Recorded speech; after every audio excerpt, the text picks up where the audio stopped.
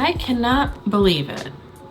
My makeup routine, ever since forcing myself to do that 6 product maximum look yesterday, it's so simplified that I can really just whip this out. And it's a nice, soft, pretty makeup. I'm so happy.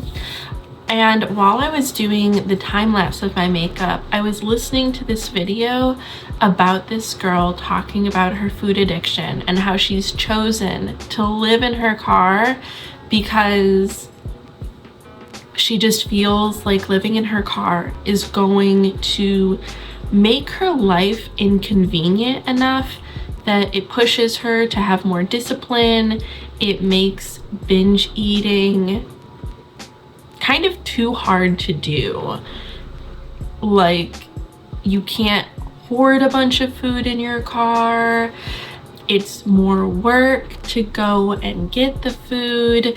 And I'm listening to this and I'm listening to her talk about hiding food, sneaking food, going off while you're living with your parent to go and eat alone in peace, to emotionally eat all the time, to have that be where all of your money is going, to live a really sedentary life, to not shower a whole lot, and to just really rely on the ritual, the act of going to get food, just everything that it entails, the high that you kind of get and the anxiety from hoarding and sneaking it, not being able to snack, having literally no concept, or maybe having the concept, but the complete inability to like just eat a handful of chips, to just have a serving size of pizza rolls, anything that's deemed a fun food, not being able to leave it and have leftovers and go to it another time, to try and be cost efficient and go and buy a normal amount of groceries with snack foods like that, with the fun foods, but literally only having those foods lasting a couple days. I'm listening to all of this and I'm looking at this girl and I'm like, sadly, I have never related to anything more. Now, I never chose to live in my car. I still have my apartment and I have had my apartment for 5 years, but I've been through so many different phases, so many different ups and downs, both in and out of this apartment.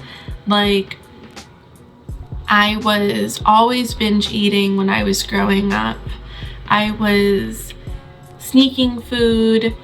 I would literally take containers of frosting from my mom's baking cabinet, open them, and then hide them somewhere in the fridge. And then when no one was around, I would go and get a spoon and like take some of this frosting from my container in the fridge. I would, when I started making money, I would go and buy a bunch of snacks and keep them under my bed and I would binge eat them. Then when I became more mobile, I would be purchasing more food and being able to actually access fast food places by myself. You know, I'd get takeout from places and go and eat it in my car. It didn't matter who I lived with. I was always, it was like I was having an affair with food. Like, there was one time for a few years that me and a partner lived together, and it wasn't an emotionally satisfying relationship to me, and we did have our issues, but really, I mean, my relationship with food, for better and worse, for healthy and toxic, that relationship has really always been like what I've actually been married to spiritually or whatever, psychologically, because I would always pretend like I only ate what I thought was appropriate, but I would like sneak off and go and eat food. Now, during those early 20 years, I did also have a bad relationship with alcohol. I mean, I did get a DUI when I was 21, literally 4 months after. And sorry, I just have to keep track of the time because I do have to get dressed and get my stuff together to go to the library for my 3 o'clock reservation. So I have a half an hour. But I just saw this video and I was like, I gotta talk about this. So I'll give myself a few more minutes just to, oh my God, like digest what I saw and talk about how I relate to it. So yeah, I went from really just having a binge eating and emotional eating problem. And then when I got introduced to alcohol, it was kind of like 50-50. And I might have been at my lowest weight at that time. I really can't remember. I've seen pictures of myself and I do look pretty thin. And I think what happened was when I was under my parents' roof, so when I was in high school and I was doing this binge eating, I was in sports. Like I played volleyball and I didn't have a car, so I was walking everywhere. I was walking to work, and that kind of helped keep my weight stable, and also food was more inaccessible. My parents were not stock the fridge parents. I was low-key starving at home. That sounds so dramatic, but like there really wasn't a lot of accessible food, which is where I started to hoard and binge when I was finally able to satisfy my own need for food.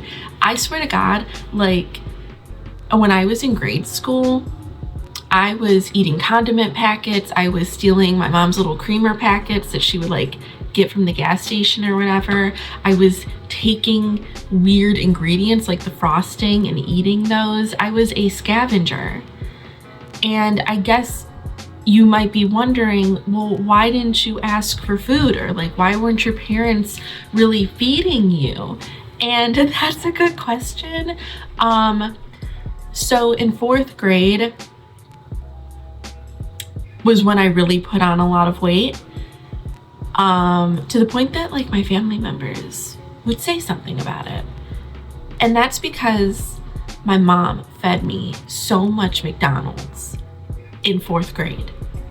Like, I don't know what happened, because I remember things being pretty okay up until 4th grade. Like I was being fed reasonably, and then she like literally got me addicted to McDonald's.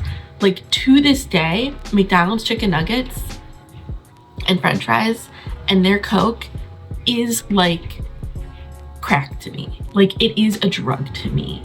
And I still have to try to resist to this day to not have some kind of emotional crippling moment and somehow wind up in the McDonald's parking lot. I'm so serious. It sounds funny. It sounds stupid, but I'm so for real.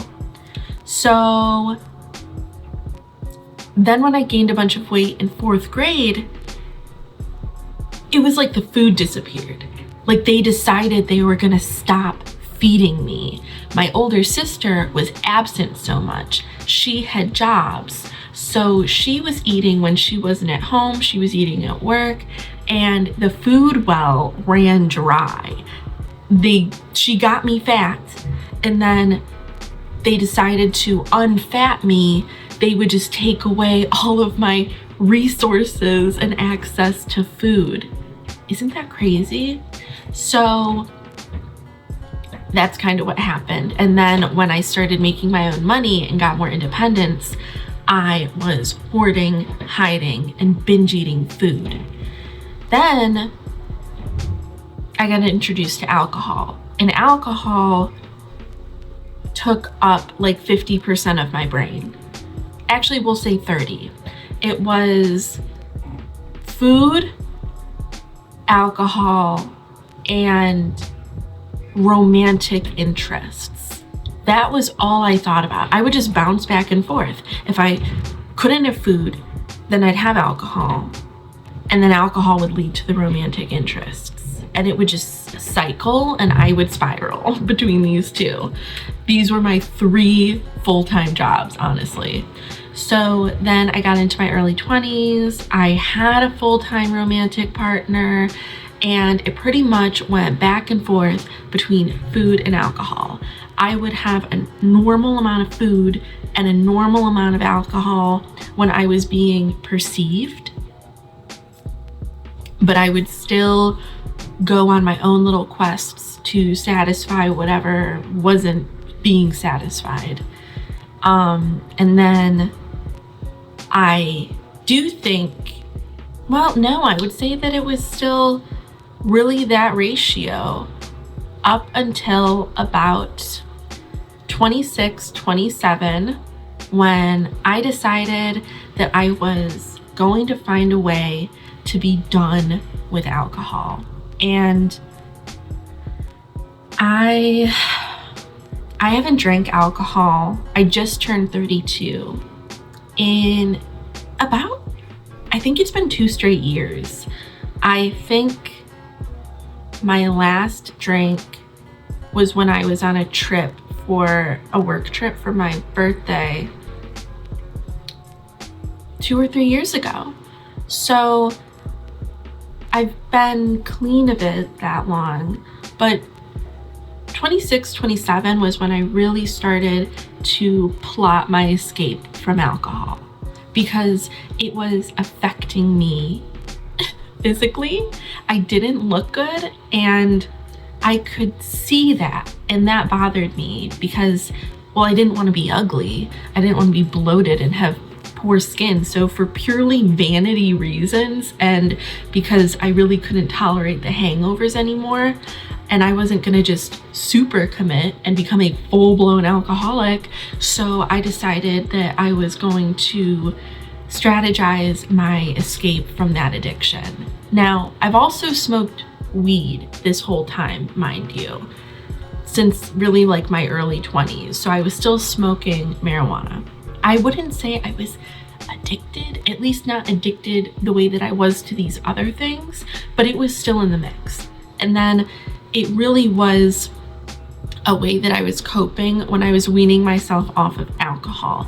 So when I stopped drinking, I really stopped pursuing these romantic relationships with people that, let's be honest, they weren't healthy anyway. So I got rid of the alcohol, and then I got rid of the bullshit that came from the type of people I was interacting with and susceptible to when I was in that weak state from the alcohol. And full transparency, when I stopped drinking all the time, I mostly stopped dating, and I have been abstinent for 5 years. Because without the alcohol, I could see who was wanting to sleep with me. And I was not messed up on alcohol, so I wasn't going to engage with them that way. I realized how creepy, scary, and appalling and way too fast all of that was. And I stopped, and that's a great thing. So then, without the alcohol and without the romance, I just had marijuana and food. And those were my 2 full-time interests. And then I got to a point about a year ago. I don't think I've had any form of marijuana in at least a year, because the last type of marijuana access I had was through the vape pen. And I'm so glad that I was listening to my body and I was thinking about it, because I was getting high, but it didn't even feel like I was getting high just from THC. I was like, I am vaping mysterious chemicals, and I think this is making me feel bad. So I'm not gonna buy more. I'm gonna stop. And I did, and thank God, because I really think that that was killing me too. So then I just had my food addiction. And literally, because I've gone back and forth with trying to get it under control, but still binging, but still bringing home a bunch of food, and then trying to have discipline about literally something that's an addiction and eating it all anyway. And now I feel like I'm finally tackling my addiction with food.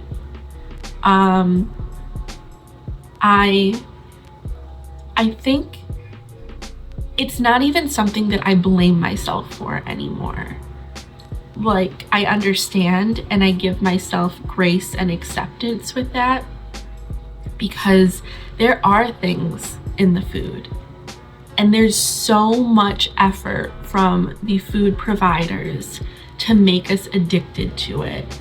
But there's so much shame in being fat, and there's so much shame in overeating, and it's almost like taboo. Like, you don't talk about how you have a food addiction. And I have, in jest, but being so for real, referred to food as my drug of choice for years. And because of the shame, because of the taboo, because of how nobody wants to be fat, this, for so many people, has just kind of festered in the darkness of their psyches. Like, they don't want to admit that it's a problem that they have. And I kept it in the closet too for a long time.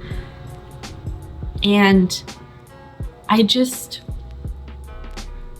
was like I finally did these other things for long enough, with severing my addictions to the support team, the alcohol, the marijuana, and the dating or whatever, because I chopped those legs of this beast, or the heads of this, what's that mythological creature, the androgyna or something? Hydrangea? No, that's a plant. I don't know. Tell me in the comments. Because I chopped those heads off, the accessory heads. Luckily, instead of them growing back, I guess this is a bad analogy, I just hit the one. And it's always been the food. Now, I'm sure there's something underneath the food. I'm sure it has to do with connection and coping and all of the feelings that are hard for me to deal with because of my actual upbringing. But now, I literally just don't bring home fun foods. I've really focused on the meal plan that does satisfy me, and I've taken the fun out of the food. It's not that I don't ever get to enjoy food in that fun drug kind of way, but it's kind of like, instead of socially drinking, I socially eat every once in a while. I'll go out for a meal with some people. And because I focused more on my social life and my work life and building relationships and building connection and trying to figure out what the void is and filling it with love, love and health and things that are good for me, I think that this time is different.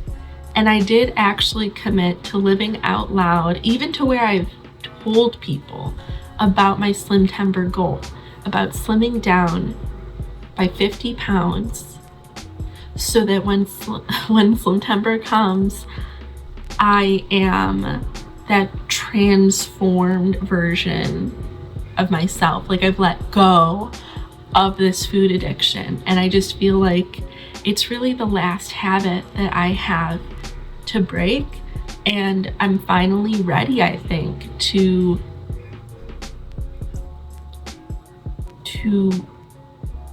what kind of verbiage do I want to use? Because I don't want to use something too aggressive where it's like I kill the demons, or like I exorcise the demons out of me. I don't think it's that.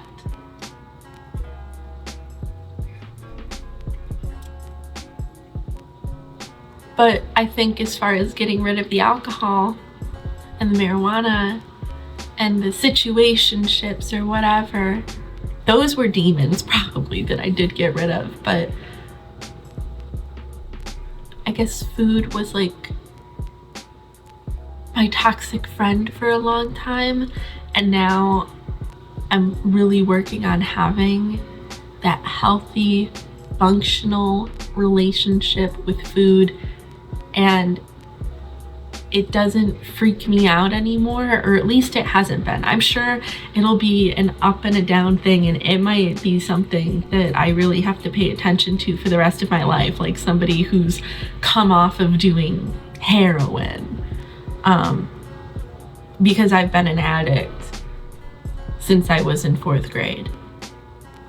But because I have more support now, I have people in my life that I can go and do fun things with and have meaningful conversations with, and I can treat food how it's meant to be treated and honor it in that way and respect it and be grateful for it without worshiping it and turning it into something dark and dirty, because I did that to food. Food didn't do that to me. Food just was always there for me, the same way that drugs and alcohol and sex is always waiting in the wings. It's always there and ready. It's really up to you how you use it. I'm the one that abused food. And now I'm really trying not to. And I've been doing a really good job. And I have been slimming down. And I've been going to the gym and doing my thing and going out and living instead of sitting over there with like boxes of food and just watching other people live on my phone and eating. And now I have an eating plan that works for me, and I'm now the person living that people can see on their phone. I don't know. But speaking of living, speaking of doing things, I gotta go get dressed. I gotta go to the library because I need to work on my event. Thank you for listening if you did. And if this resonates with you, please leave a comment because I've really never talked about this before, and this might go on the internet. Please don't make it weird for me. Please don't just watch it and be like, embarrassing. Leave me some love. Okay, bye.